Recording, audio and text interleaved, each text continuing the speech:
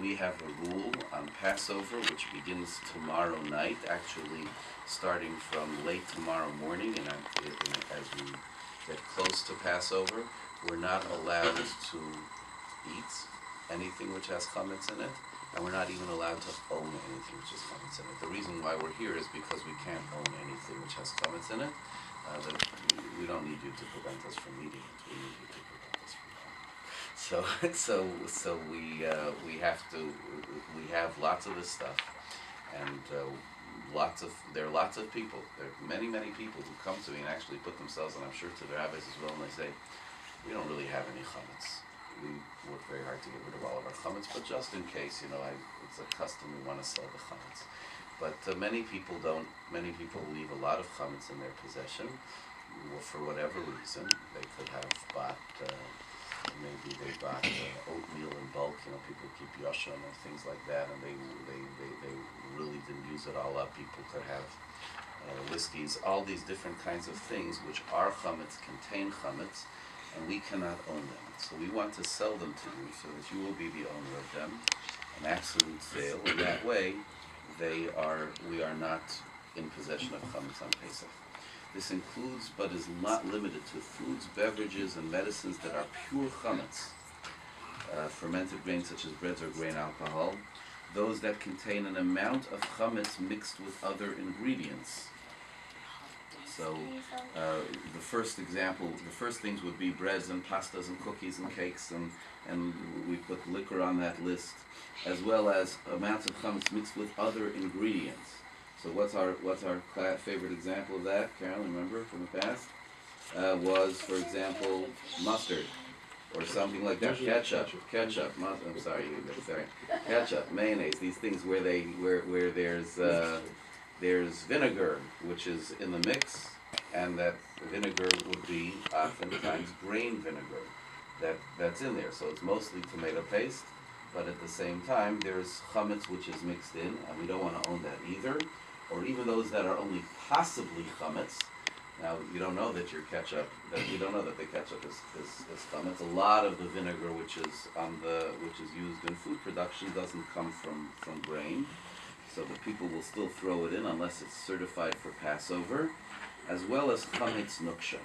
Chametz nuksha is chametz which is not really so edible at this point in time. It is hardened. It is not easily potable. We still try to be careful not to own such chametz in our possession. All these categories are included whether they are suitable for human consumption or for the consumption of any living thing. We say chametz, and I know you will appreciate this especially, but it's considered a problem if it's called in Hebrew ro'ui la'achilas kelev, which means if it's suitable that a dog would even eat it. Okay, now Carolyn used to be my next door neighbor, and they have a whole big, nice collection. We still have, how many do you have? Zero. Oh, no. Just died. I'm sorry? Just died. Yeah. I'm sorry. We used to have a few. All total, I have had 5 over the years, and sometimes 3 at a time. 2 at a time and one, and Right. just died. Even we lived next door was 3. Yeah. Yes. I used to say it was a rough neighborhood. Went to the bomb. So whether they are on their premises or elsewhere, okay, people own chametz sometimes that they don't have in their house. Whether it's people who say, I left something in a cabinet at the office, whether it's people who say, I have something, somebody just sent me an email this morning, they asked me, they said they ordered something, and they were expecting it to come, and it didn't come yet. And with their luck, it's going to show up on Pesach. What do they do? So they want to include such a thing in the sale whenever it comes, whether they are theirs or belonging to another Jew and placed in their trust. This is also a common situation, especially around now, because a lot of people today's sale, a lot of people who are leaving for Pesach, so their neighbor comes over to them and says, could you do me a favor? I have ketchup and it's open, and I have a bunch of things. Could I put stuff in your fridge? That's what a lot of people do that. They want their fridge to be free of chametz. They put it in with one of these people.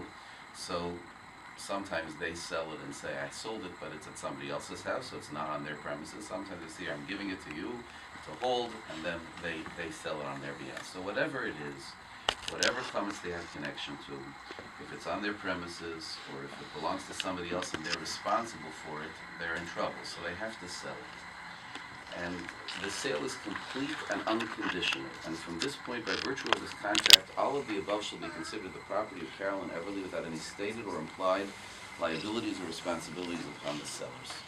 Okay, so this is a very important line in the document, and that is that even though the stuff that we're doing here has a lot of value, and you're going to give us today a down payment and not full payment for everything, but we want the sale to be absolutely final as of today.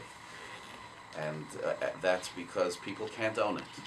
And if we're going to have issues with payment at some point later, we want those issues to be separate and apart from the sale. The sale is done, and any issues which we have, we'll have to resolve between us. We'll have to figure out, but it's a separate issue. The sale will go ahead complete and unconditional. Is that understood? Okay, the other thing is, we want to have no responsibility. It's going now you're going to become the owner of all of this chametz, and it's at my address, and it's at this person's address and that person's address. If something happens, let's say a person has a freezer full of bread that they sell to you, and I hear that we're expecting some snow. And I think if there's a high risk, if more than 6 snowflakes fall, we could be out of power for weeks, right? And the freezer could conk out, and the bread could get spoiled. But we're selling the bread to you, and it has a value, and you're going to have to pay for it. And then if something goes wrong with it, we don't want to be responsible for it. You see, the trick is that if we not only own our own chametz, but if we have somebody else's chametz that we are responsible for, it's also an issue for us on Pesach. Right? We don't want that. So therefore, we're asking you to accept responsibility for that. That's the one risk that I told you undertake in this transaction. If something goes wrong. Now, people might say, as I always tell you, they say, look, Carolyn was trying to do us a favor, so I'm not going to make her pay me the balance that she owes me, but I can't guarantee that. Right? Okay? So that's your liability. I also am renting to Carolyn on their behalf from now and through Friday, April 5th, any utensils that have been used for chametz as mentioned above and have not been rendered fit for Pesach use, and I'm selling to her any bits or residue of chametz that remain adhering to these utensils. Now, technically speaking, we can own chametz dishes on Pesach. Chametz dishes means any dish which was used during the year for chametz. We can own them. However, the one thing that we do have to worry about is that if there's chametz which is stuck to them, that's a problem. And sometimes people don't have the time with all the Passover preparations to do what the halacha requires us, Jewish law would purely require us to do, which is to take each of those dishes and to make sure to inspect them or scour them to make sure that there's no chametz stuck to them. So therefore, while people are doing that to many of their dishes, because many of them they are making kosher for Passover through a process which involves cleaning and then something else, but for those who are not, so we want to give you those dishes. So lots of those people, for example, who came and said, I don't have any chametz, but they said, but I didn't have time to go through all my cabinets and scour the dishes in the cabinets, so I'm closing all the cabinets, and that way you'll rent the dishes to Carolyn. We're not selling them to you. We don't want to sell them to you, because when a Jew buys dishes, there's all kinds of things he's got to do with those dishes, so we don't want to sell them to you. We want to rent them to you. But by you becoming in possession of the dishes, any chametz, what we call hadavuk b'kelim, any chametz which is attached to that, is yours. Okay? That's also part of the deal. Additionally, I am renting to chametz on their behalf from now until Friday, April 5th, any part of the premises they own or rent where anything considered chametz as mentioned above is being kept. We do not want even your chametz to be in our possession. As we said before, when somebody else's chametz is in our possession, we could still have liability in some way, and that would also be an issue. We don't want to have any chametz of yours in our possession, and therefore, we're going to rent you the actual spaces. If you'll notice, on the front of this document, where we have areas where chametz is stored. Now, many of these say entire house, maybe entire house except master bedroom, entire apartment, because again, lots of these people are just far away for Yontif, so they don't need to, they're not there at all. Other people who are there for Yontif, especially tomorrow, it'll say kitchen cabinets, pantry and basement, a freezer, area and freezer. We're renting you those spaces, so that way the chametz, while it's at the address that we live at, but that area of the house is considered yours. So the chametz is yours, and the area in which it is found is yours as well. And when it's yours, I mean that this rental will allow you to use said property to store anything you wish. An allowance will be made for giving the renter access to said property.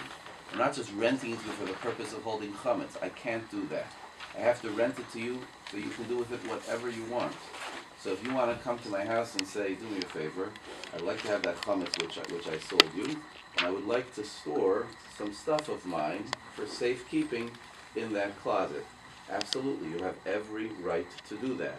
And we have access, every document that says access, and I have a code here for how you're able to access the property. Sometimes, like this one, it says it's so-and-so who lives at 2705 such and such a street, and access it says the name of the neighbor who lives at 2801 that street.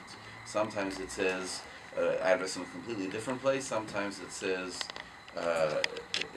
Rabbi. In any case, if you need the access, I can decipher this, and I can tell you exactly how. Everybody, there's a solution. I have a bag like this, it grows every year, of keys in my drawer. I'm sure you also have of keys in my drawer from people who say, I'm going to be away, I don't have a key with my neighbor, but here, you take a key. And I think one of those people once asked for the key back. So we have a nice collection. So that's that. Now, together with obtaining the rental rights of these properties, Karen Leverly also becomes the owner of the items listed above. Okay, so now, and this I say for you, and I say also for the edification of the people who are here to watch and to learn, one of the big things here is making what we call a masa kinyan. We have to do something that you should become the owner of it. If you want to buy a jar of ketchup or a loaf of bread, you go to the store. You walk in, you pick up the loaf of bread, you pick up the jar of mayonnaise, you go to the cashier, you pay money, and you walk out with it in your bag. And you're the owner. Nobody has any question about that. Here we are, we're sitting in a conference room, and we're deciding about a jar of ketchup that's on Williamson Avenue, and a half-finished bottle of scotch that's on Cross Country Boulevard. How are you becoming the owner of all of this? That's one of the big challenges. How do you do that? So we will be doing a whole number of separate procedures that could work in order to make you the owner. Here we allude to numbers 1 and 2. Number 1 is what we call kinyan chotzer, that when you own an area, when you take ownership of an area, so if there are things inside that area, or if you own the area from before, something is put in that area with permission for you to take ownership for it, the fact that it's in your property makes it that you can become the owner. That's called kinyan chotzer. So since we're renting to you these pantries, these apartments, these houses, you can become the owner of anything inside of it which the owner wants to give to you. That's method number 1. We'll still have to complete the transaction for the rental, but that's one thing which we're alluding to here. The other one is something called kinyan agav. Kinyan agav is, in English we would probably say, piggyback, which means that if you become owner of a piece of real estate, so we can piggyback on a real estate transaction, the sale of movable items. So it's very normal to sit in a conference room and write a contract to conclude a sale on a piece of real estate. It's not normal to do it for a bottle of ketchup. But when you sit in a conference room and you do a transaction for a piece of real estate, and the person says, well, you're buying the house, included in the house, I'm also going to give you the lawn chairs, I'm also going to give you the barbecue grill, I'm also going to give you this thing, that thing, the other thing. You're able to do that because we say when you have such a significant transaction for real estate, you can attach to it other things, piggyback. So we're piggybacking on this real estate transaction, the sale of chametz as well. Those are methods 1 and 2. You understand? I mean, I'm reviewing this. I know, like you might say, why does he do this to me every year? But we have witnesses, and I'm going to ask people here to act as witnesses on the transaction as we close it. So we need your help. Okay, we need to everything to be very clear. Carolyn grants permission to the current occupants to enter said properties as they wish and allows the sellers to take any items included in the sale without invalidating the sale. Okay, so this is also very important. One of the messages I picked up when I came in was from a gentleman who actually just came this morning to make me the agent, and he's on this list. And he doesn't live in his house anymore. He's an elderly person, and he lives with his daughter, generally speaking, and especially for Passover. So he lives with his daughter. So I said, so you want me to sell the whole house because you're not cleaning the whole house for Passover? He said, yes, I would like you to do that. So it's included in here. So he just left me a message before, and he said, Rabbi Hauer, I might need to make an amendment. Why? Because I didn't realize that it's the end of March, and April 15th is coming, and I might need to go into my house to get some paperwork for my financials for taxes somewhere along the line. Is that going to be okay? Do I have to make an amendment? So that's just one example of many. Many times people sell and they I have to go. It's cold. I was expecting it to be springtime and I didn't pack the right clothing, or I was expecting it to be a blizzard and suddenly the weather changed. Can I go in? So is it okay if people go into the property? Okay. If people take something, let's say one of these people who sells the chametz now, let's say they're actually not leaving right away and they go and they take something. So here, what we call it, this is what's called basically what we're dealing now with is in the area of Jewish law called Orach Chaim, section of Jewish law which deals with festivals and other such things. But we're also dealing with monetary law. If somebody goes in and takes it now, they're not doing anything wrong with the laws of Passover, but they might be stealing from you because you bought it and you're supposed to pay for it. But if somebody goes and takes it, are you okay if it's yours, but if they take it for themselves later, you're okay, won't consider it stealing? Okay, that's important. I always have to ask that because it comes up all the time in many different ways. Okay.